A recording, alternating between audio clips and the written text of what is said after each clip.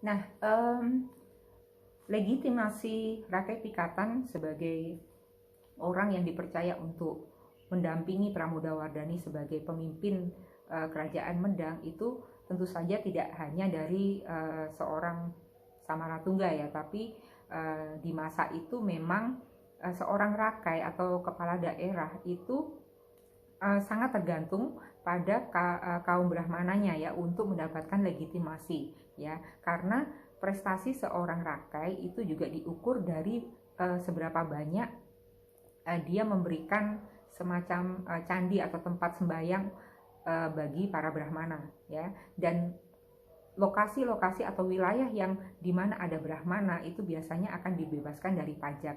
Nah dari situ, dari dari dibebaskannya pajak itu, maka kemudian Brahmana merasa dia harus memberikan legitimasi atau dukungan begitu ya, dukungan suara bagi Rakai yang sudah memberikan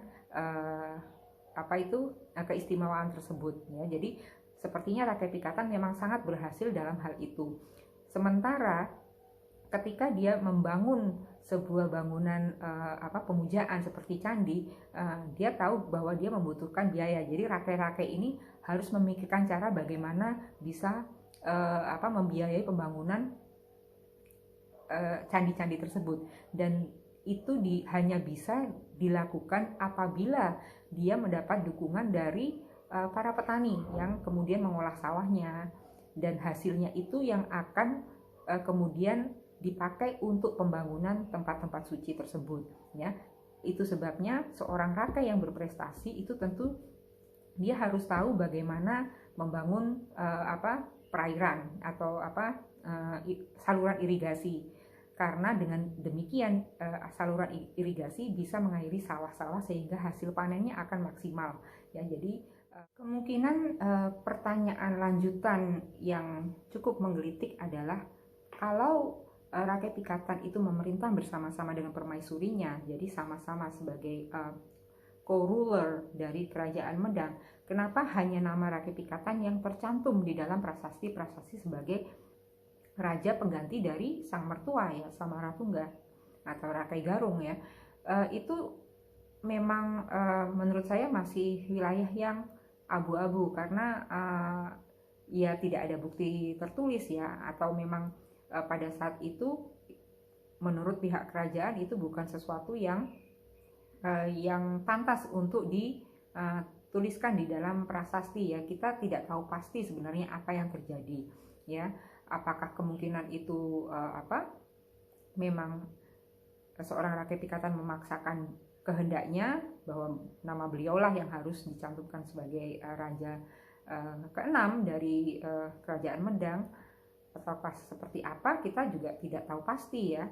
Tapi yang menarik adalah bahwa ketika Rakai Pikatan itu turun tahta ya, itu ada di prasasti Siwagraha yang ditemukan di dekat Prambanan tersebut ya, yang berangkat tahun 856. Rakai Pikatan itu turun tahta dan beliau memilih untuk menjadi pandito ya, semacam brahmana seperti itu, pertapa ya, dan beliau mengganti nama beliau dengan Sri Jatiningrat atau Sang Jatiningrat. Nah, dan di prasasti tersebut juga disebutkan atau instruksi mengenai sebuah pemakaman ya, tapi tidak disebutkan pemakaman siapa ya. Namun para ahli itu cenderung berpikir bahwa pemakaman tersebut adalah pemakaman Pramodawardhani ya. Sekitar tahun 856 itu diperkirakan sang ratu itu wafat ya. Dan menariknya adalah ketika sang ratu wafat, kemudian sang raja Rakai Pikatan itu kemudian memilih untuk mengundurkan diri dan menyerahkan tahtanya kepada putra bungsunya ya. Jadi di sini saya agak ragu apabila dikatakan bahwa Rakai Pikatan adalah orang yang memang punya ambisi membabi buta hingga istrinya pun diperalat untuk beliau tercatat namanya sebagai seorang raja. Ya, terbukti bahwa kemudian beliau juga menyerahkan tahta tersebut di usia yang sekitar 70 tahunan, ya 74 mungkin ya.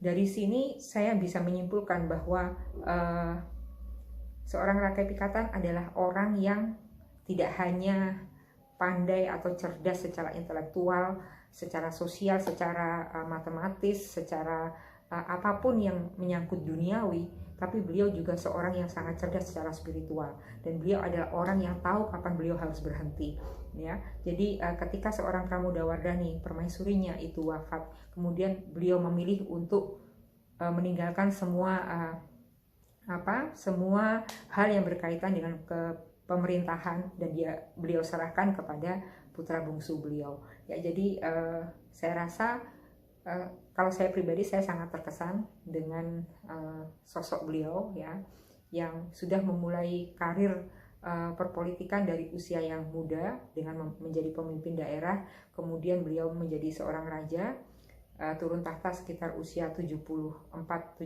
tahun, dan kemudian Mate Pandito, dan hal itu suatu perjalanan spiritual, ya, bagi seorang Rakai Pikatan, ya, saya yakin, ya, karena menjadi seorang pandito itu kemudian beliau akan mendharma baktikan hidup beliau hanya untuk kepentingan Tuhan, ya, untuk kepentingan Tuhan. Jadi beliau sudah meninggalkan hal-hal yang sifatnya duniawi, ya. Jadi demikian uraian saya mengenai sosok Sri Maharaja Rakai Pikatan Empu Manuku. Saya yakin ini tidak sempurna, saya yakin masih banyak yang saya tidak ketahui. Jadi jika dari teman-teman mempunyai informasi lebih banyak mengenai Rakai Pikatan, silahkan komentar di bawah video ini. Terima kasih, semoga sehat selalu. Rahayu.